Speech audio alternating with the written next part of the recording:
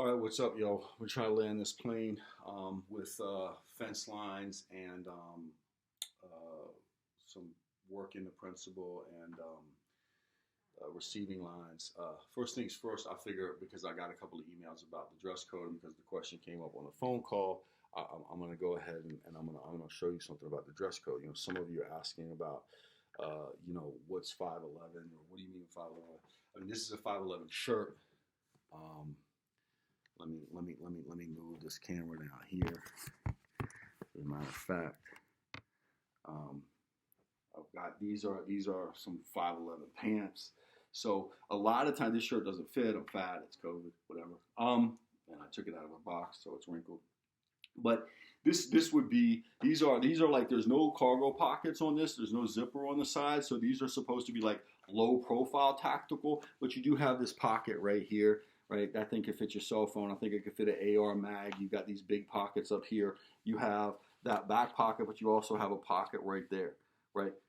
That's separate from that pocket, right? And that could, I think that could fit a AR mag, but it definitely could fit your pistol mag. It could fit a flashlight. It could fit a knife. It could fit your cell phone as well. You throw your cell phone in that. You throw your spare mag up here. That way your mag's not in your regular pants pocket flopping around, and you don't have to wear your mag on your belt.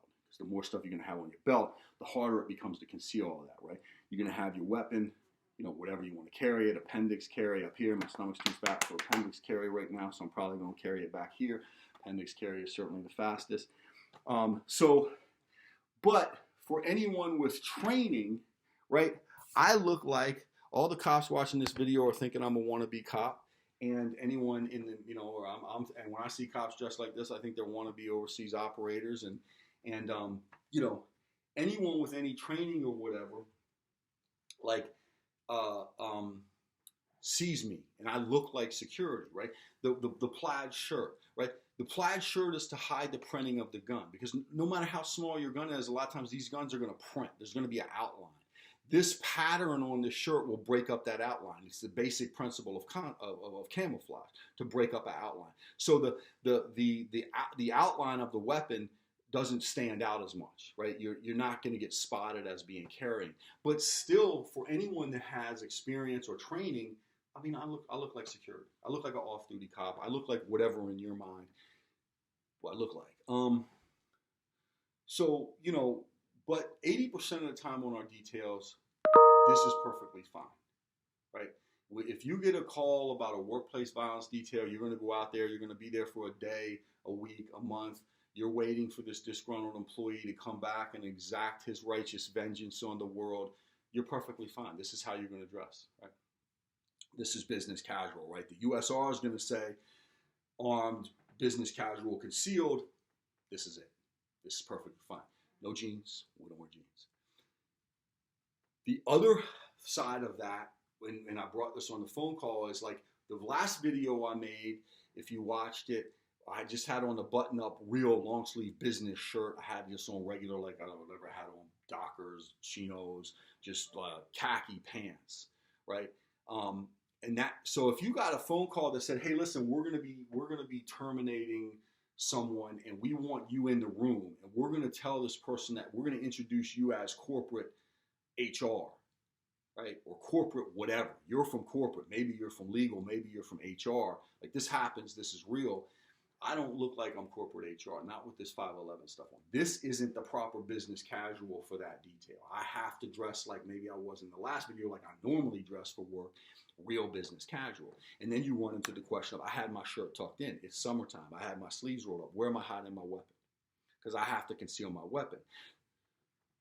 Once you untuck your shirt, as far as I'm concerned, you don't look a whole real too business casual with an untucked shirt. And that shirt I had on, that real button-up shirt, definitely was not made to be untucked. So I would look sloppy if I just untucked that shirt. I would not look like corporate HR. I would not look like any kind of corporate anything. So you would have to, if you get like a short sleeve shirt button up like this with a collar, but isn't 5'11" like this and actually fits properly, and then you could wear that untucked, and you would blend in, but you have to make sure that it has a corporate look to it and not a tactical look to it, not a beach bum look to it or any other look to it, right? And you can do it. Polo shirt untucked, right? polo shirt untucked, but again, not swampingly big, so you're swimming in it because you don't look tactical, you don't look professional. Your only other option to that is to have a backpack with you and actually have your weapon in the backpack and just have the backpack next to you.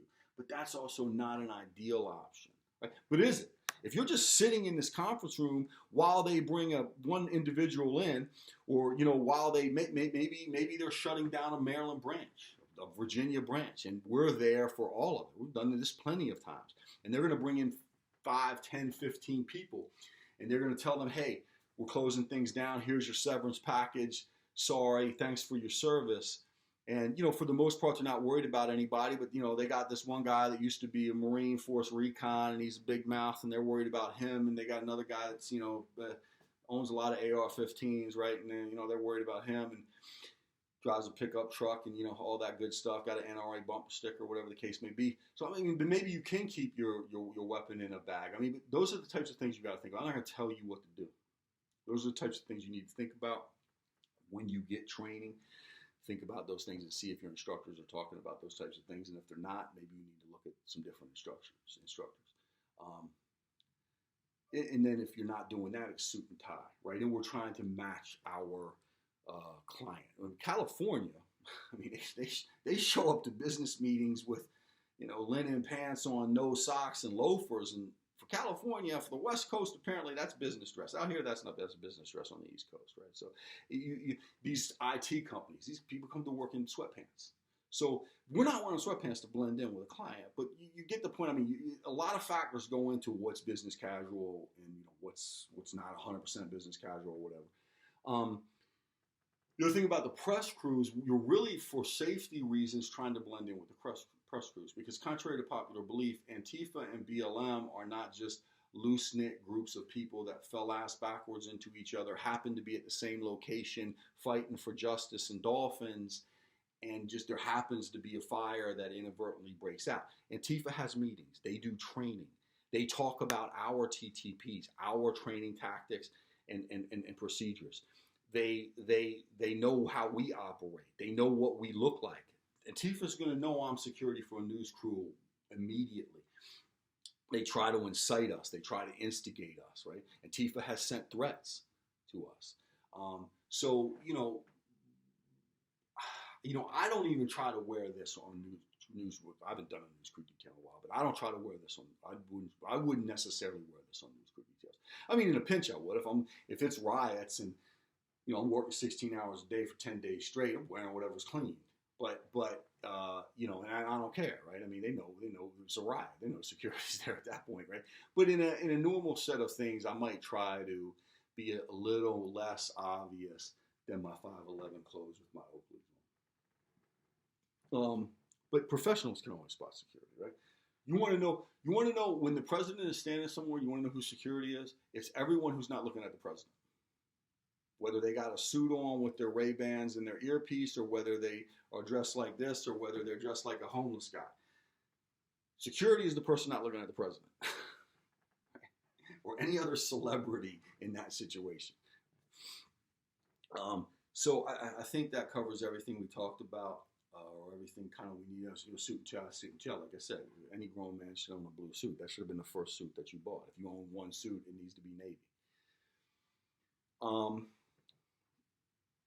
All right. With that being said, let's jump into this discussion on let's finish up with fence lines, and hold on one second.